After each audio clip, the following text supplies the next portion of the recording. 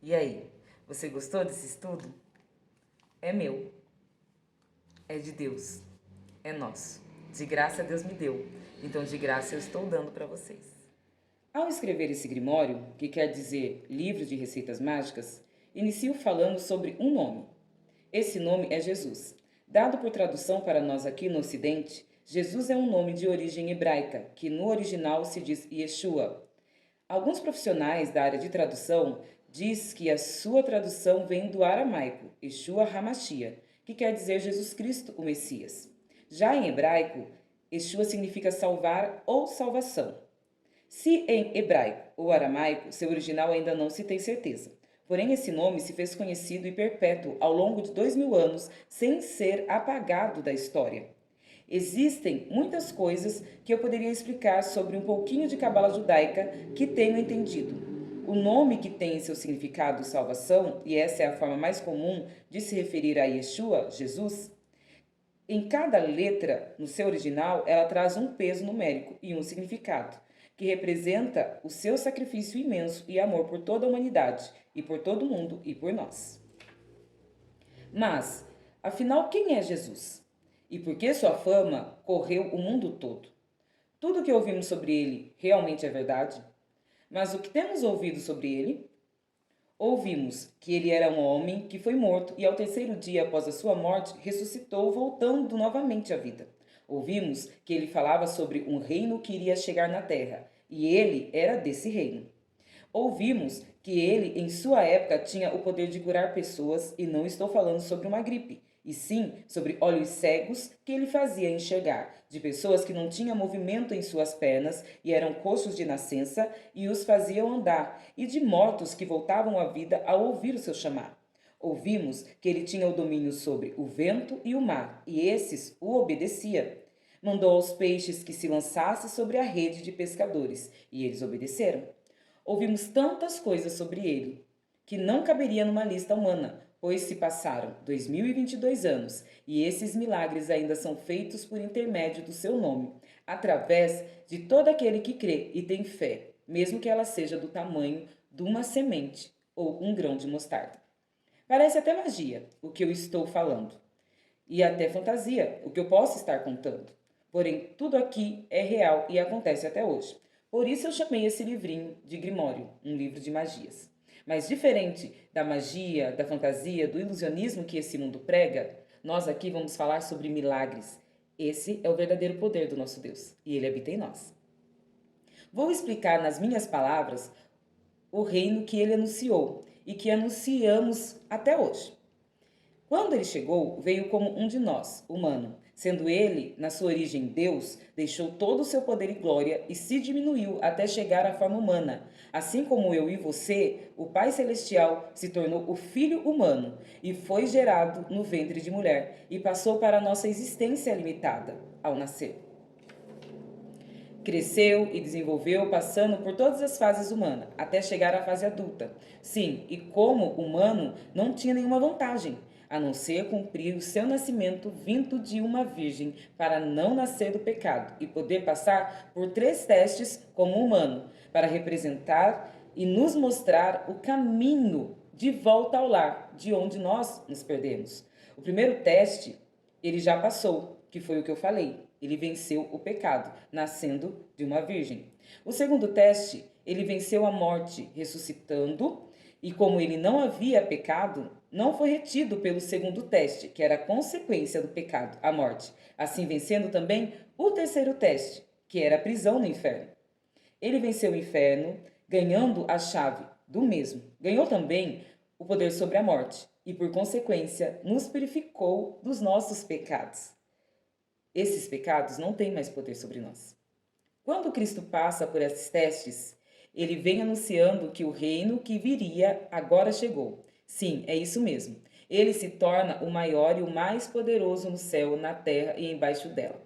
Como assim? Você pode estar se perguntando. Me deixe tentar explicar de forma simples.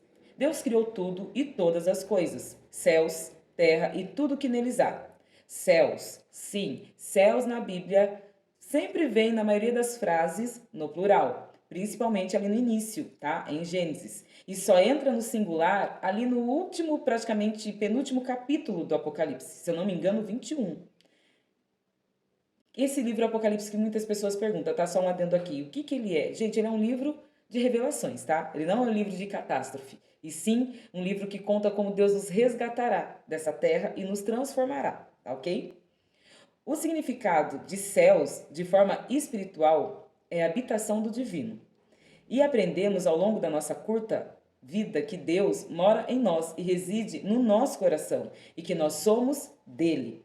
Se eu for entrar em detalhes de como tudo isso funciona até chegar à criação do homem e da mulher, eu teria que escrever não um pequeno livro, mas sim uma biblioteca. Mas segura aí nesses pontos. Céus, morada de Deus e nós. No princípio, quando Deus cria o homem e a mulher, os cria macho e fêmea, para ser representação dele nessa terra. Como sua imagem e sua semelhança, Deus os cria. Logo, Deus acaba de criar céus, onde ele seria representado em uma imagem, nós, na terra, o seu reinado. Sim, somos morada divina. Fomos criados céus, celestes, celestiais. Porém, por conta da história anterior, que não entrei em detalhes, a corrupção, que quer dizer que o que era perfeito acaba se tornando imperfeito por conta do pecado e da cilada de morte, que nós não passamos esse teste, que Eva e Adão acabaram perdendo nesse teste. Deus faz um projeto, tá? E nesse projeto, ele promete que alguém viria e venceria como homem, tanto a morte, quanto o pecado, quanto o inferno, e nos resgataria, tá? O inferno foi uma prisão que foi criada para colocar todas as pessoas que passariam por esse crivo de morte. Porém, Deus aqui, ele faz esse projeto, e esse projeto de salvação é o nosso Senhor Jesus Cristo. Quando Jesus Cristo passa por todos esses testes, ele vem trazendo de volta ao homem esse galardão que nós perdemos, de ser representação de Deus no seu reino, que se afastou da terra por conta do nosso pecado. Reino esse que traz cura para os enfermos, que enxuga dos olhos as lágrimas, que liberta os presos dos espíritos imundos e que ressuscita os mortos, que fala em novas línguas, e essa língua é a linguagem do amor condicional ao próximo. Fazer pelo outro à espera de receber do outro a alegria estampada no rosto pelo gesto que você fez por ele. Esse reino chegou através de Cristo e já está em vigor e poder sobre a terra, pois nós representamos Deus novamente, em nome daquele que nos mostrou o caminho de como devemos fazer e agir para caminharmos de volta ao exemplo de sermos essa imagem e essa semelhança de Deus na terra. Nós devemos mostrar este reino vindouro e explicar que ele já veio e ele já está estabelecido em nós. Pois só assim Deus virá e sarará nossa terra, que é esse corpo que se corrompeu, e o transformará em terra fértil, que é a promessa de um corpo incorruptível. Muitos estão aguardando a vinda do Filho do Homem, Jesus, e não percebem que ele já veio e instaurou o reino do Pai na terra. Nós somos essa terra, e que ele já desceu sobre essa terra, com poder e grande glória, que tudo já está cumprido. O que aguardamos, amados? Agora é o nosso galardão final. É a transformação da terra corrupta em incorruptível. E temos que nos apressar para trazer para este caminho o máximo de irmãos conosco, pois o dia da ira está chegando. Todo aquele que tiver o selo de reis e sacerdote, que representa o reino eterno, receberão essa transformação. Mas não receberá a transformação final. Aqueles que não receberam esse selo, e sim a aniquilação, através da espada que sai da boca do cordeiro. Tudo o que falo aqui é verdade, pois quem diz de fato não sou eu, mas o Espírito Santo, o Espírito do Pai, é aquele que fala por mim. Não me importa se alguns me odiarão, ou me chamarão de louca, ou se serei perseguida por falar o que fui enviada a dizer. Só direi o que o meu Senhor me mandar, quer seja ouvida ou não. Eu não nego a minha fé. Fato é que ninguém hoje quer ouvir sobre passar pela morte. Eu irei ser arrebatada.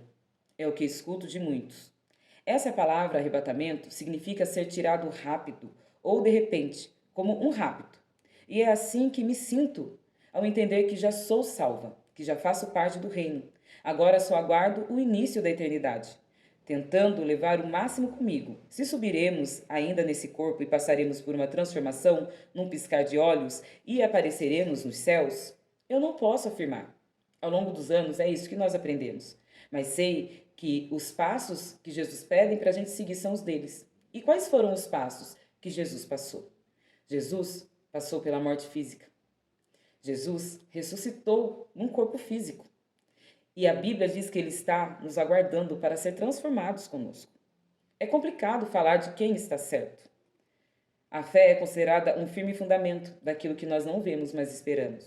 Eu tenho sim um pensamento diferenciado acerca do arrebatamento, mas respeito aos irmãos que creem de forma diferente de mim, pois como eu, eles também têm uma fé fundada naquilo que não vemos, mas cremos.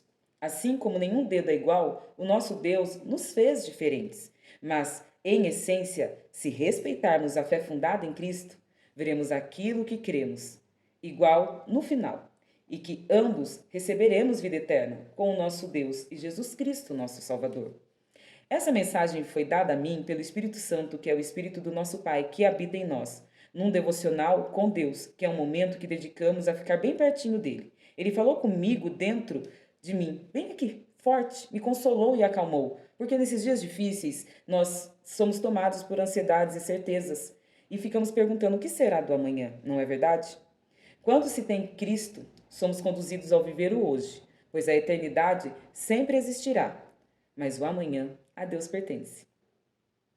Então, gente, isso é só um pouquinho, tá? Eu não vou ler tudo, porque é um estudo amplo, mas esse é um resumo de tudo o que eu posso estar falando para vocês, as coisas que eu creio que Deus tem feito, tem me mostrado.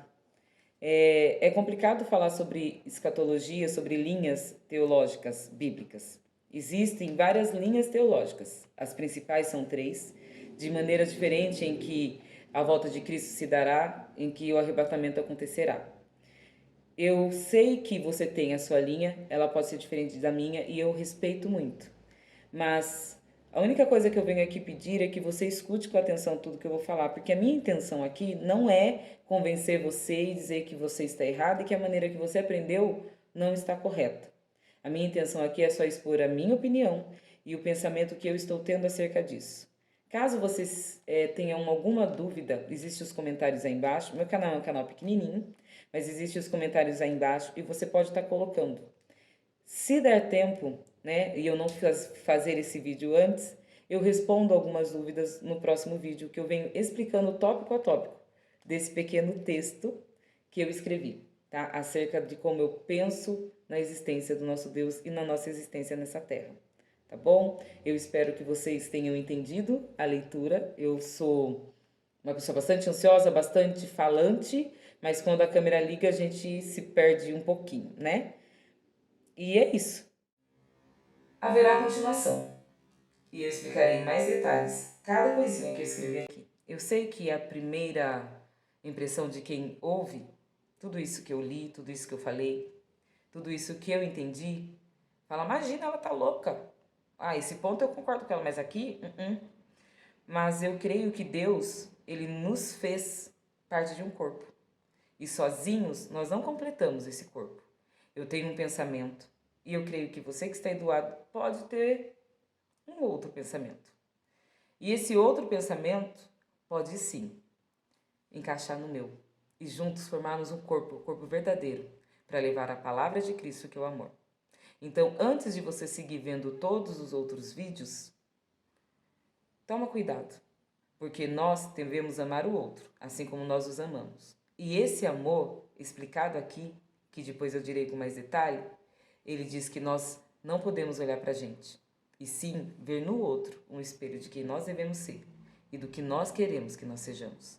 Então tome cuidado com as amizades e com quem o Senhor diz para você se afastar. Mas também cuide com muito carinho de quem o Senhor toca no coração para se aproximar. Porque o nosso Deus não é um Deus que engana. Ele é Deus de verdade.